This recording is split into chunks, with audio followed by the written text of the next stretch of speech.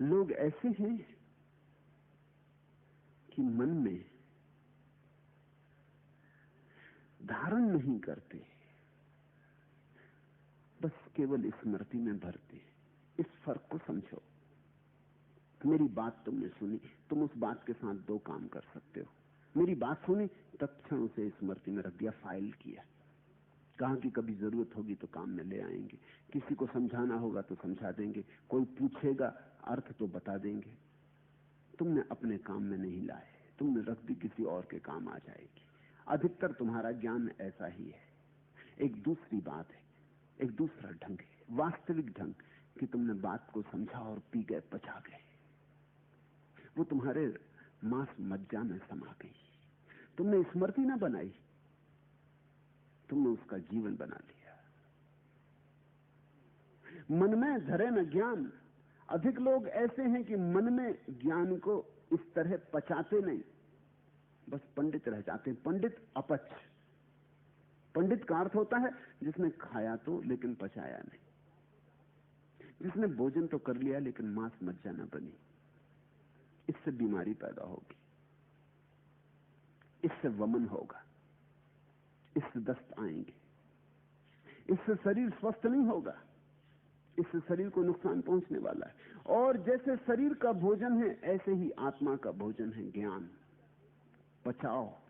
मन में धरे न ज्ञान, नहीं सत्संगति रहनी। और जब तक तुम सत्संगति में न जाओगे, तब तक तुम समझ ही ना पाओगे कि ये दो चीजें हैं, मन में धरना, पचाना, या स्मृति में रखना। शास्त्र केवल स्मृति में रखा जा सकता है, सद्गुरु ही केवल मन में धारा जा सकता है। शास्त्र तो केवल तुम्हारी जानकारी बनेगी, तुम्हें पता हो जाता है वेद क्या कहते हैं ईश्वर के संबंध में, मगर ईश्वर क्या है, उपनिषद क्या कहते हैं ईश्वर के संबंध में। लेकिन संबंध में जान लेना, ईश्वर को जान लेना तो नहीं। ईश्वर को जानना तो बात और है।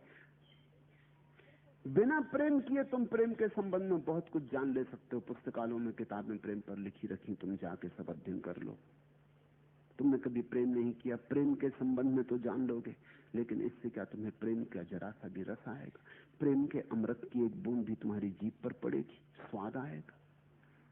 नहीं, तुम पंडित हो जाओगे। चाहो तो थीसिस लिखो, कोई यूनिवर्सिटी तुम्हें डॉक्टरेट दे देगी, यूनिवर्सिटी यही काम करती है। तुम बड़े ज्ञानी हो जाओगे, शास्त्र लिख सकते हो, ये तुम्हारा शास्त्र वमन होगा।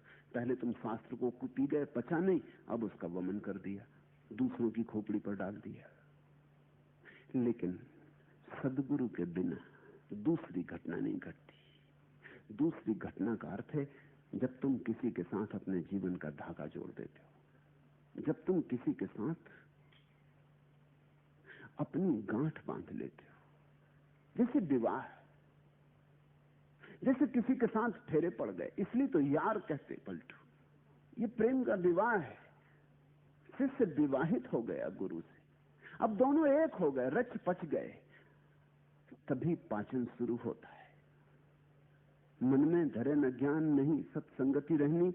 सत्संगति के बिना नहीं हो पाएगा, मन में ज्ञान नहीं प्रविष्ट होगा। बात करे नहीं कान, प्रीत बिन जैसी कहनी। और तुम तो ऐसे हो कि सुनते भी हो तो भी कहां सुनते हो, पढ़ते भी हो तो कहां पढ़ते हो। पहले तो शास्त्र मुर्दा, मुर्दे को तो पढ़ रहे हो, और फिर भी कहां पढ़ते हो। पढ़ना भी ऐसे ही है, मन हजार काम और करता है। एक तो पंडित को सुनने जाते, और उसको भी कहां सुनते हो। तो पहले तो पंडित सुनते तो भी शायद ही कोई लाभ होना था, फिर उसको भी कहां सुनते हो। पंडित बोले जाता, तुम कुछ कुछ सोचे जाते। ये तो तभी हो पाएगा, ये सुनना तो तभी हो पाएगा जब मन का राग बैठ जाए, जब मन एक प्रेम में पड़ जाए। प्रेम के अतिरिक्त कोई श्रवण नहीं है। तो यारी पहले बननी चाहिए, प्रेम पहले बनना चाहिए, तब ज्ञान। प्रेम के पीछे आता ज्ञान। और जिसने सोचा कि ज्ञान के पीछे प्रेम आएगा, वो भूल में पड़ा। उसने बैल पीछे बांध दिए गाड़ी के, ये गाड़ी अब कहीं जाएगी नहीं। प्रेम पहले आता, भाव पहले आता, हृदय पहले आता, तब सिर। जिसने सोचा कि पहले सिर फिर हृदय को ले आएंगे, वो कभी भी नहीं ला पाएगा, क्योंकि सिर तो हृदय के खिलाफ है और हृदय को कभी उमंगने ना देगा।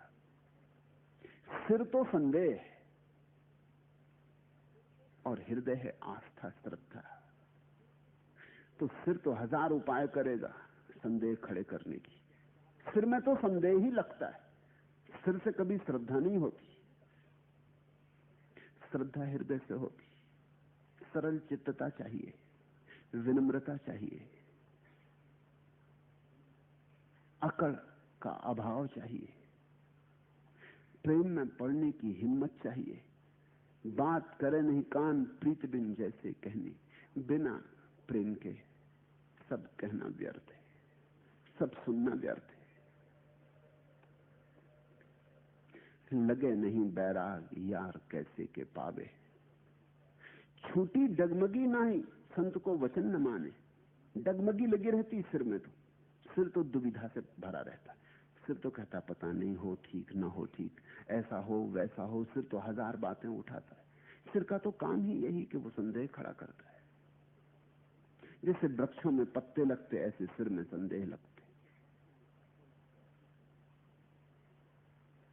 छूटी डगमगी नाही, डगमग होता रहता सब सिर के भीतर। तो सिर कभी अकंप नहीं होता, सिर तो कपते ही रहता, वहां भूकंप चलता ही रहता, वहां भूकंप कभी बंद नहीं होता।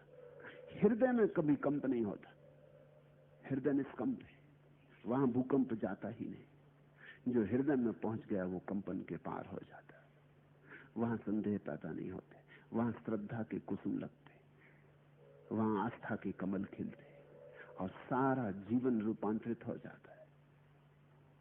छूटी डगमगी नहीं संत को वचन न माने। और डगमगी न छूटे तो संत का वचन कैसे मानोगे? संत के पास भी पहुंच गए भूल चूक से, संयोग वसात, तो मान ना सकोगे।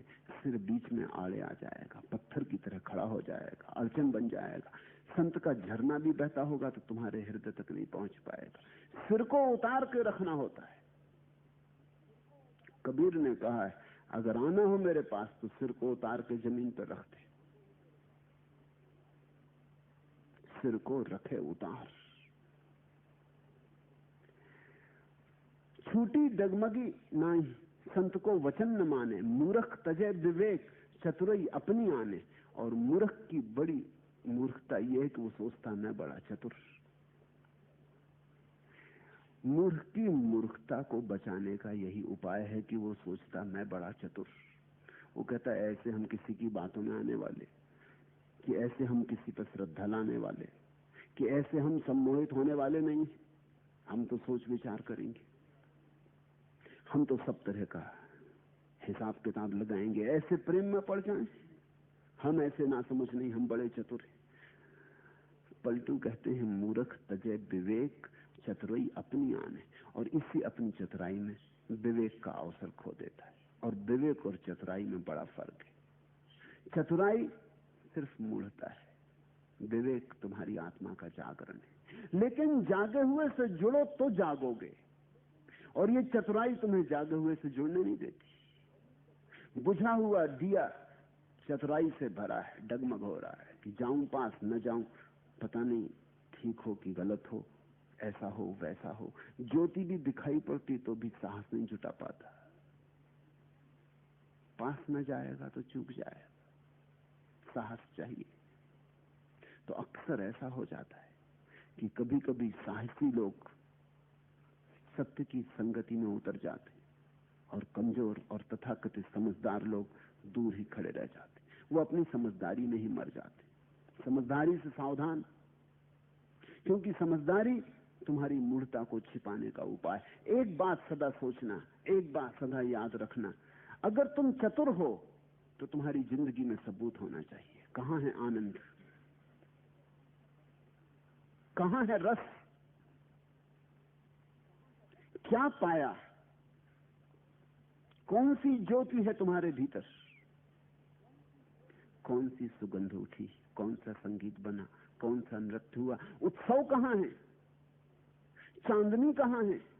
अंधेरा ही अंधेरा भरा, फिर भी तुम अपने को चतुर कहे चले जाते। और सब तरह की वासनाओं के सांप बिच्छू भीतर सरक रहे, फिर भी तुम अपने को चतुर कहे जाते। थोड़ा तो सोचो, थोड़ा तो विचारो। अगर चतुर ही होते तो तुम्हारी जिंदगी में परमात्मा का वास होता, तुम्हारी जिंदगी में आनंद होता, तुम्हारी जिंदगी में एक पुलक होती। तुम्हारी जिंदगी में ये उदासी क्यों है? तुम्हारी जिंदगी में ये इतना ज्यादा रुग्ण भाव क्यों है? तुम हो कहां? धक्के खाते रहते भीड़ में, यहां से वहां, इस जन्म से उस जन्म में, इस यात्रा से उस यात्रा में। पहुंचे कहां हो? मंजिल कहां है? पास भी आती नहीं मालूम होती, और कहते हो चतुर हूं। अगर चतुर हो तो जीवन में प्रमाण चाहिए, और अगर जीवन में प्रमाण न हो तो कृपा करके इस चतुराई को उतार कर रख दो। ये चतुराई नहीं है, ये वस्तुतः विवेक से बचने का उपाय है। ये मूढ़ता की तरकीब है। ये तुम्हारा अज्ञान तुम्हें चतुराई की का धोखा देके अपने को बचा रहा है। मूर्ख तजे विवेक चतुराई अपनी आने, पलटू सतगुरु शब्द का तनिक न करे विचार। वो अपनी अपनी मारता रहता, अपनी अपनी लगाता रहता। पलटू सतगुरु शब्द का तनिक न करे विचार, नाव मिली केवट नहीं कैसे उतरे पार। और जब तक तुम सदगुरु के वचन का विचार न करोगे, जब तुम अपनी अकड़ हटाकर, अपने उपद्रव को शांत करके, अपने को दूर करके, अपने को बीच से हटा के कहोगे कि अब मैं सीधा विचार करना चाहता हूं, मेरी जिंदगी तो बेकार गई, तो एक बात सच है कि मेरे पास कोई विवेक नहीं, मैं तो भटका ही भटका, घाव ही घाव इकट्ठे किए, ये मेरी जिंदगी रही, अब बहुत भटक चुका। अब मैं कहता हूं कि अब अपनी समझ से क्या चलना, अपनी समझ से चल के खूब देख लिया कहां पहुंचा। मनोवैज्ञानिक कहते हैं, मनस्विद कहना चाहिए, पूरब के मनस्विद कहते हैं कि छोटा बच्चा अगर अपनी चतुराई की बात हांके, क्षमा योग्य, क्योंकि उसे अभी जीवन का कोई अनुभव नहीं। लेकिन उम्र पाके भी अगर तुम अपनी चतुराई की हांको तो तुम बड़े अज्ञानी, तुम क्षमा भी नहीं किए जा सकते। उम्र पाके तो दिखाई पड़ जाना चाहिए कि मेरी चतुराई का परिणाम क्या है, और वह परिणाम दिखाई पड़ जाए तो एक घटना घटती, तुम्हें अपनी बुद्धि पे संदेह आ जाता है। बस तुम्हारे जीवन में परमात्मा के आगमन का पहला कदम पड़ा, अपनी बुद्धि पर संदेह। जब अपनी बुद्धि पर संदेह आता है तो सदगुरु पर आस्था आती। जब तक तुम सोचते हो अपने से ही तर जाएंगे, तब तक तुम क्यों किसी का हाथ पकड़ोगे, तब तक तुम यारी में ना पड़ोगे। नाव मिली केवट नहीं कैसे उतरे पार। फिर तुम्हारी चतुराई तुम्हें ज्यादा से ज्यादा शास्त्र तक ले जा सकती, नाव तक पहुंचा सकती, लेकिन केवट तो यारी से मिलता। तुम्हारी चतुराई तुम्हें किताब तक ले जा सकती। तो लोग किताब बड़े मजे से पढ़ते, ऐसे बहुत लोग हैं, लाखों लोग हैं जो मेरी किताबें पढ़ते, यहां नहीं आते। मुझे पत्र भी लिखते हैं कि हम आपकी किताबें पढ़ते हैं और बड़ा आनंद आता है, लेकिन आने में संकोच है, आने में डर है कि आने की अभी हिम्मत नहीं, आना चाहते हैं मगर अभी हिम्मत नहीं। क्या डर होगा आने में? यारी बनाने में डर है। प्रेम खतरनाक बात है। प्रेम बन जाएगा तो तुम्हारी जिंदगी फिर वैसी ही न रह जाएगी। किताब के साथ कोई खतरा नहीं, किताब तुम पढ़ लेते हो और ताक पर रख देते हो। किताब तुम्हारी हो गई, मेरी क्या है? तुमने खरीद ली, तुम्हारी हो गई। तुम जहां चाहो वहां लकीरें लगाओगे, जहां चाहो काट दोगे, जहां चाहो लाल निशान लगा दोगे, तुम जो चाहो अर्थ कर लोगे। किताब तुम्हारी हो गई, मेरा उसमें क्या रहा? मेरा तो मेरे पास आओगे तो ही पता चलेगा।